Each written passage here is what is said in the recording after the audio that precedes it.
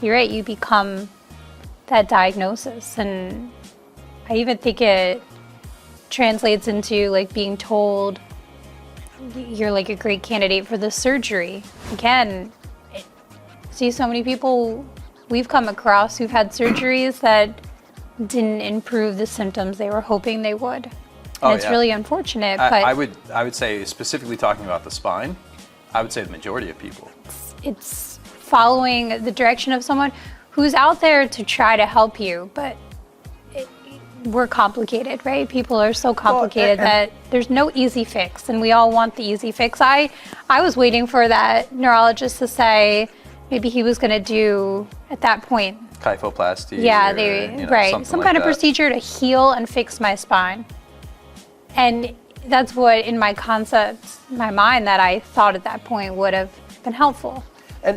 And kind of taking a little bit closer look on that, where you're saying that they're out there trying to help you, and you're absolutely right. And I'm not trying to throw any shade on this neurologist, but it's a quick meeting. How long were we there for?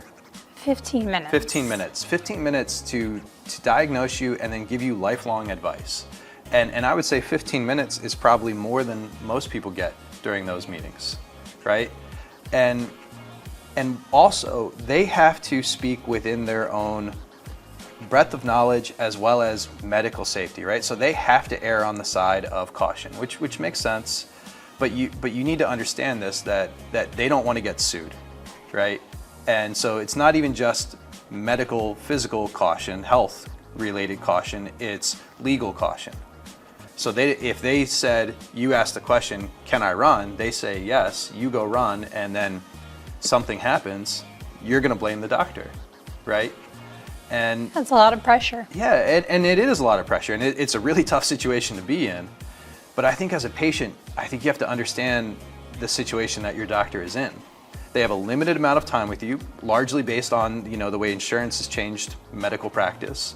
You go from, it used to be a doctor would come to your house, and then while they're there, they'd also look at any family members, and they'd know your name, and they only service a certain amount of people, to now you go there, you don't see the doctor until the very end of your visit. If you do, you see it for 3 to 5 minutes for the most part, and they largely diagnose you based off of imaging or what's written in the chart versus who you are, how you move, maybe what your symptoms are, especially your symptoms with movement. So they don't get a full picture of it.